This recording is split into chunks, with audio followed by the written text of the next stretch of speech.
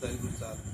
দেখুন, হরিচাঁদ ঠাকুর যে ইলেনে ধরা পড়ে, ওনার আসার কারণ, ওনাকে এক কথায় বলা হয় বিদ্রোহী বালক হরিচাঁদ।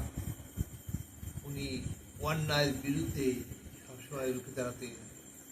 ওনাদের গিয়ে যশবন্ত বৈরিকে যখন আসতেন, উনি সাষ্টাঙ্গে তার পায়ে প্রণাম করতেন। এবং অন্য অন্য বৈরিক যদি এসে থাকেন কখনো, উনি ওই বৈরিকের বিরুদ্ধে ক্ষিপে যেতেন। কোন দণ্ডবাত্যাক দূরে তাদের তাড়াতে পারলেই উনি বাঁচে। এমনিভাবে অন্য অন্য বৈরিকগণ ওনার প্রতি অবিশ্বাস বা ক্ষিপ্ত ছিলেন।